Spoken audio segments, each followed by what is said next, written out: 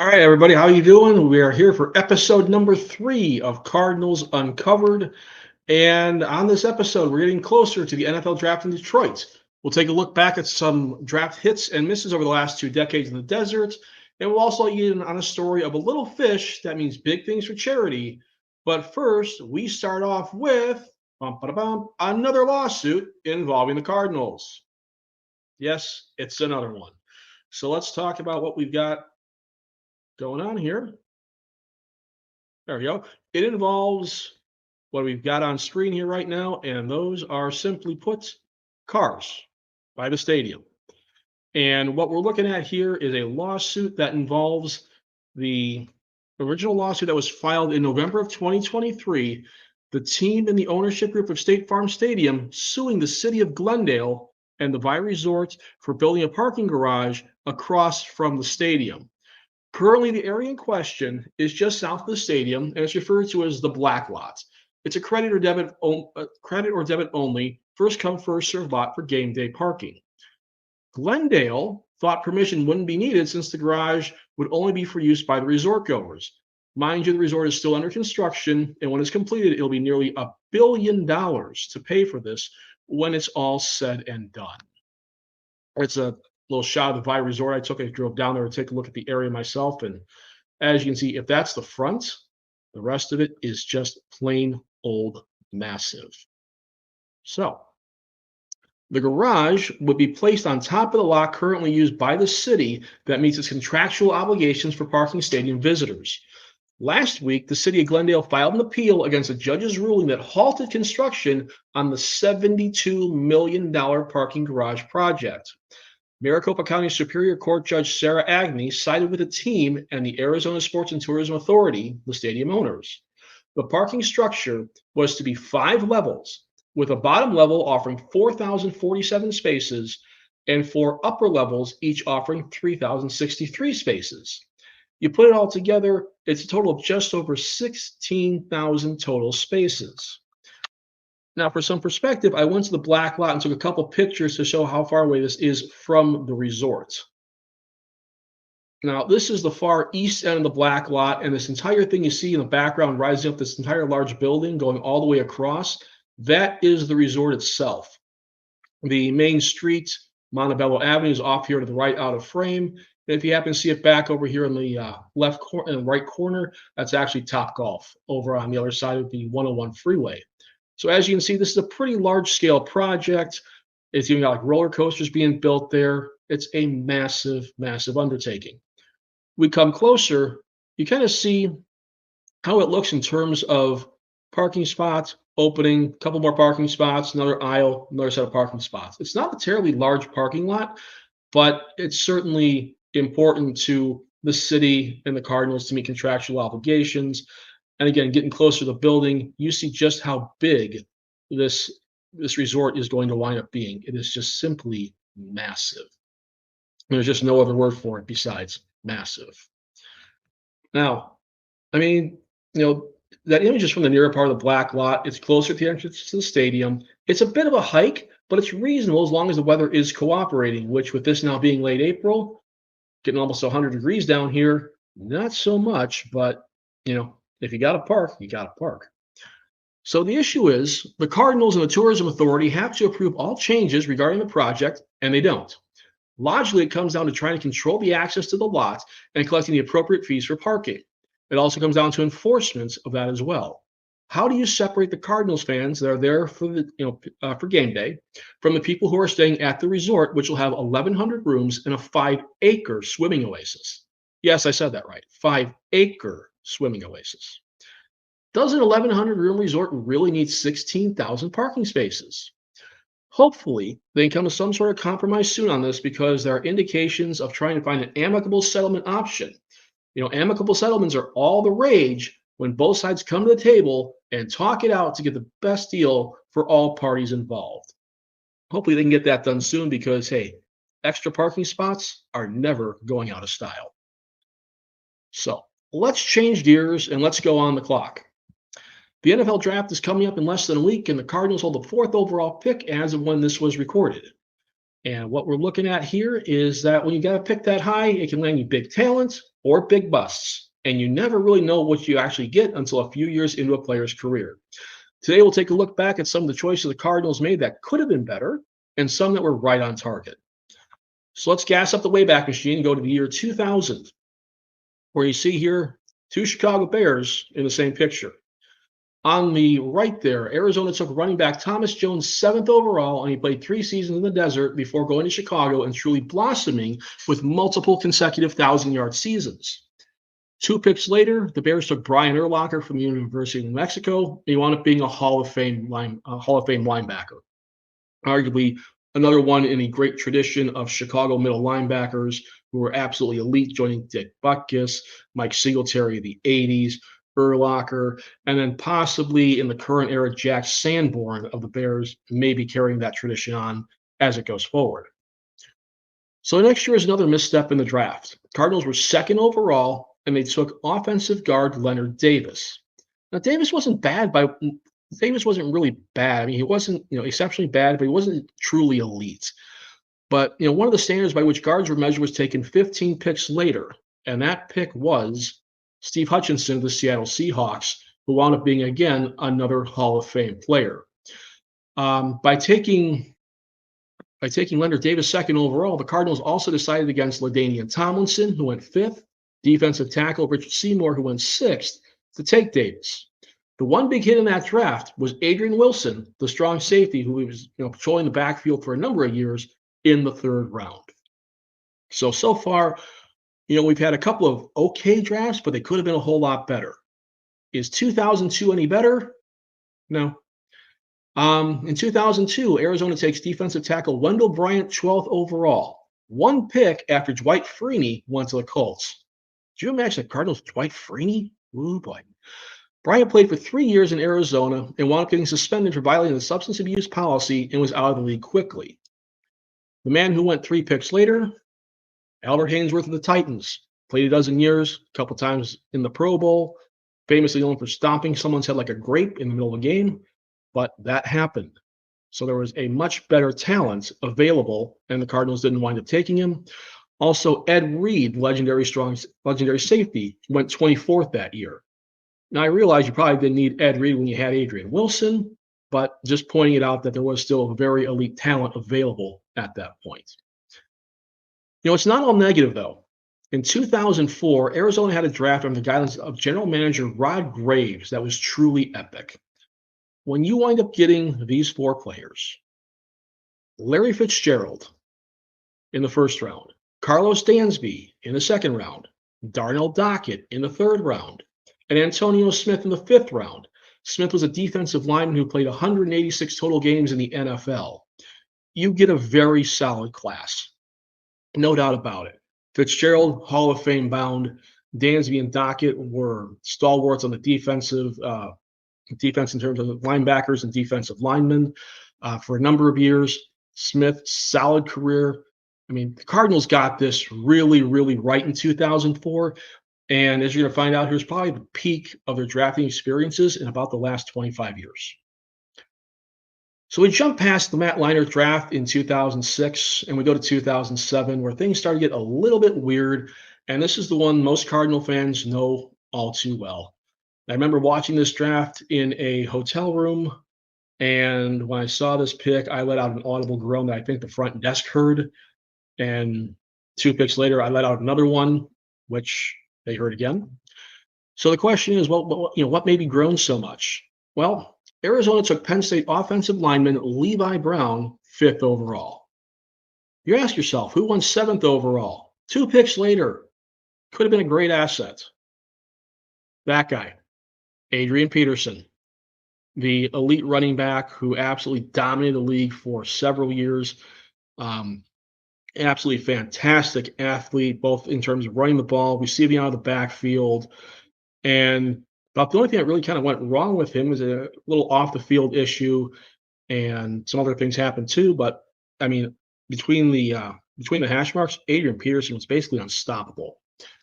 It was to the point actually where he joined the Cardinals for a little bit of time when he was traded there from New Orleans in 2017. So mind you, that's 10 years into his career.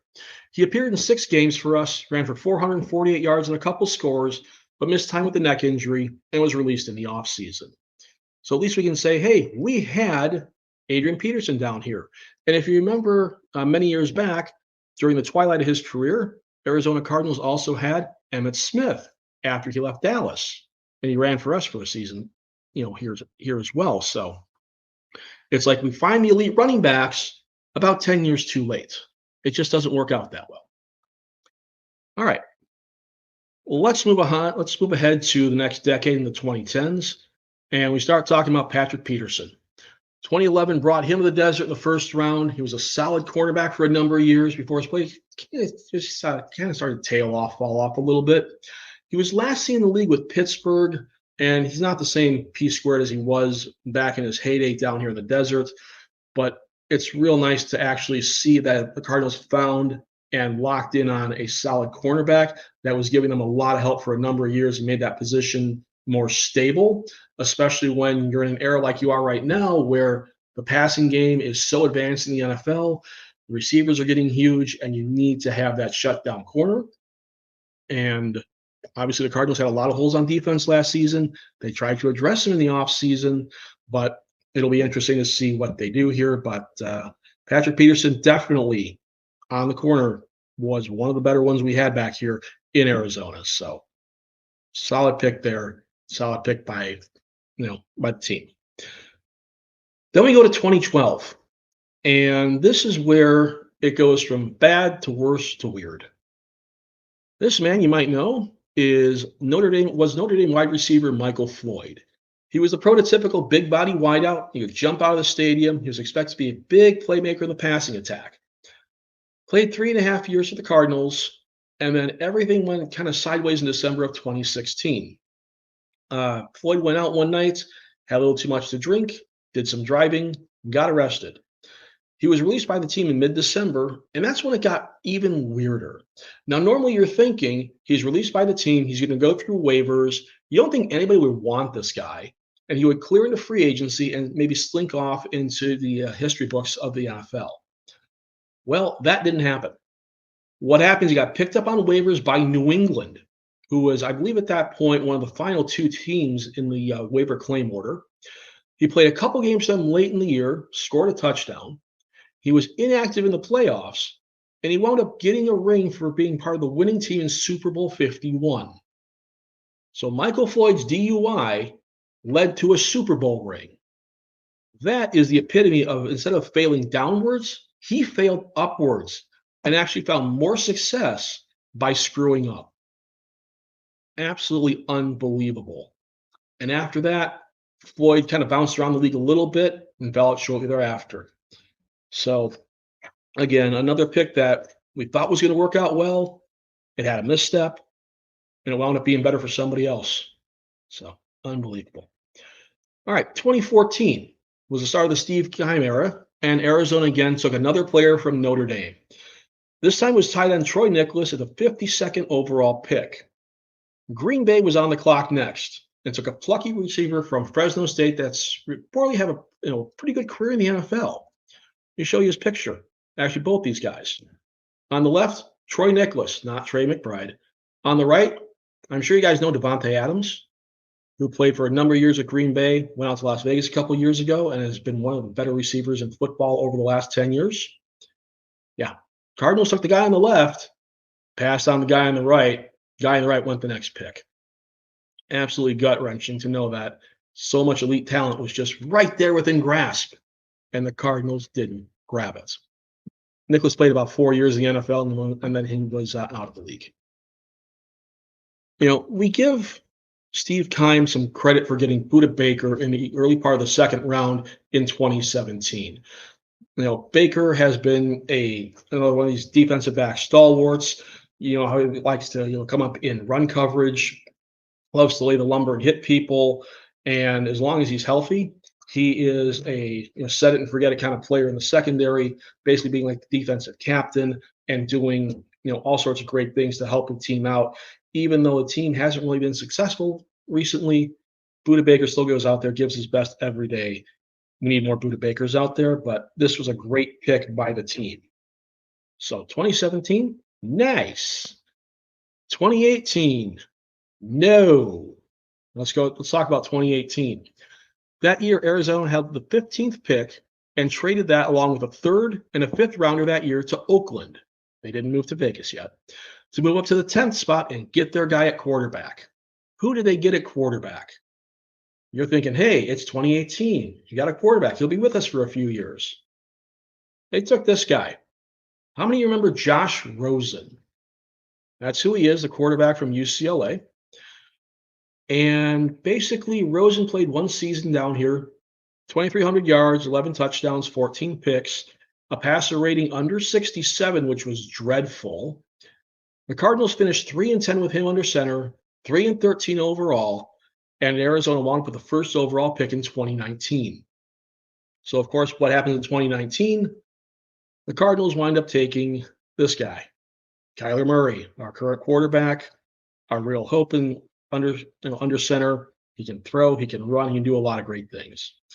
But what happened to good old Josh Rosen? Well, Rosen wound up being traded to Miami at the draft in 2019, and basically he ended up bouncing through 6 teams and threw one more career touchdown pass in 2019 when he started a couple games for Miami. Didn't see the field in 2020, threw 11 passes in 2021 in relief or mop-up duty in Atlanta, and didn't see the field in 2022 before his contract ran out and he did not get signed again. So that 2018 pick being so awful and not working out led to the Cardinals taking Kyler Murray first overall in 2019 in that draft that was held in Nashville. But of course, no discussion of the 2019 draft is not complete without obviously Kyler Murray, but also the draft disaster these guys did late in the second round. So kind of the Cardinals decided to go for a small school wide receiver with a small body who apparently has been very small on results in the National Football League. And that guy was Andy Isabella. He's a small school receiver from UMass. And let's put Kyler up there, look at something happy for a change, better than Josh Rosen. So he was a small school receiver from UMass, small body, decent speed. And for some reason, he stuck out to Steve Keim of the Cardinals Brain Trust, and they wanted to pick him in the second round. Now, he went 62nd overall. Let me introduce you to guys who went 64th overall and 66th overall. There's Isabella, 62. That was 64th overall. DK Metcalf of the Seahawks. 66th overall, Deontay Johnson, then of the Steelers, now the Carolina Panthers following an offseason trade. So the Cardinals went with this guy who wound up producing at most 21 catches for 224 yards and 2 touchdowns in his second season. And since then has been with 2 other teams besides the Cardinals. Isabella was spotted in Buffalo. He has 3 catches for 34 yards in the last 3 seasons combined. I'm willing to bet DK Metcalf and Deontay Johnson had slightly better numbers. You know, it was the rare double whip on wide receivers at all within 5 picks of each other. And for a little deeper dive, the 65th pick was also the Cardinals, and they selected defensive end who I believe his name was Zach Allen, and he played for 3 or 4 years down here. His rookie deal ran out, and then he went to Denver. So you've got Isabella at 62, whiffing on Metcalf at 64. You take Allen, the defensive player, at 65, which forces you to miss out on Deontay Johnson at 66. That was to the point where I remember clearly screaming at my television, take Metcalf, please take him now, draft him now, please, please, please. And my logical please fell on deaf rabbit ears. So hopefully with the picks Arizona has, including the 2 first-rounders and 6 of the first 90, they can really make some forward progress in the second draft of the Monty Ossenfort era. The draft starts Thursday in Detroit with the first round. So after all those misses and a couple of hits, let's talk about something fun. And that's this fish. And you're looking at going, yeah, it's a fish in a bowl, Andrew. He's swimming to the left. What is he doing? He's not even moving. Why is there a fish in a bowl? Great question. Now, I told you we're going to be more in on fantasy football this season. We have started out with a bang. If you haven't heard of it, the Scott Fish Bowl which the logo is displayed, is the largest and most prestigious fantasy football league ever. Last year, there were 3,300 teams, and it had one winner, and it wasn't me. Content creators, athletes, musicians, and sports personalities all come together for this league, and it's all done to raise funds through fantasycares.org, which is used for massive Toys for Tots shopping sprees in various cities in the holiday season. Some of these shopping sprees easily exceed $10,000 each. So a lot of coin is being raised for charity on this. Last year, when I picked my own division, my draft slot, I wound up drafting directly next to Dave Richard of CBS Sports, who has been their head fantasy writer for roughly 25 years now. Other names you may recognize: Matthew Berry of ESPN, Stefan Bell of ESPN, their injury experts. Field Yates has been in there as well. And the list just goes on and on and on, whether it be the big media personalities, the ones who run the sites that you read on, like if you read on Fantasy Pros in the morning. Of course, you'd rather read the Undroppables because you know better. A lot of the guys are in on this too. So remember, Undroppables first, much better. And the point is, there's a lot of people who create content who get in on this, and it's a real fun community, real great interactions, a lot of fun people involved with this.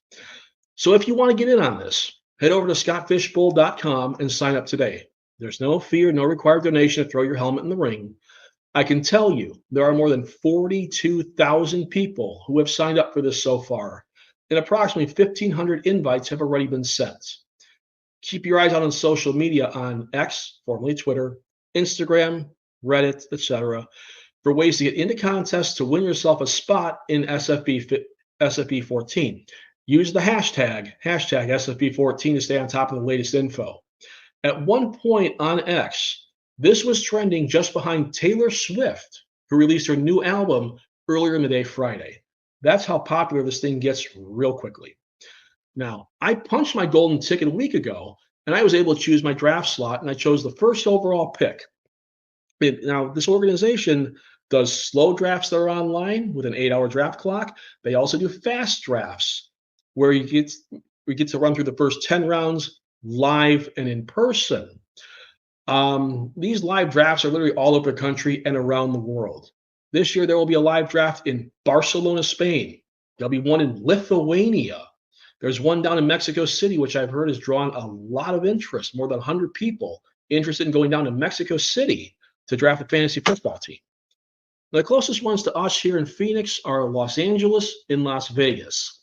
Los Angeles is at the headquarters of Trophy Smack, if you've heard of those guys. What they do is those like championship belts you see people wearing, or the large trophies. They manufacture those and customize them for people. The other one is in Las Vegas. And when we're talking about Las Vegas, that slide did not save. The other one is at Circus Swim in Las Vegas there. And I can tell you right now, I will be there as one of the 48 players drafting teams in that pool in Las Vegas as part of the kickoff event for the 2024 SFB season. That will be the final weekend in June, and I am looking forward to it. So, very exciting time. Probably get some interviews while we're there, some content for the podcast. I think you guys are going to really like this if you're into fantasy. Now, even if you don't get in the main event, join a satellite league and take the whole experience for a test drive. Make a donation there. It goes to charity too. A lot of fun ways to get involved. And if I remember right, at least last year, the people who won satellite leagues got automatic spots in the main event this year. So another great reason to jump in and get involved with this thing. And again, I mean, the charitable aspects are just massive all over the community. All right, so one final thing before we close out, and I want to take a moment here and recognize a loss the Arizona sports community had within the last week, and it was a pretty big one. The Arizona Coyotes of the National Hockey League were sold back to the league and then to a new ownership group who will relocate them to Salt Lake City, Utah, and they'll play up there in the 2024-2025 season and beyond. Arizona might get an expansion franchise if the organization can get an arena fully built in the next 5 years, but it's looking a little rocky. It removes the Phoenix area from the list of cities having all 4 major professional sports for the time being. Coyotes hockey 1996 to 2024, you will be missed. Next week, we look at the wild and crazy NFL draft and see who the Cardinals picked and if they decide to make any deals. We will look at the rookies and discuss draft grades given by the professionals. It's going to be a very interesting week in Detroit, and this show could be very awesome. Until then, make it a great week, and don't make any bad choices on the clock. So long, everybody.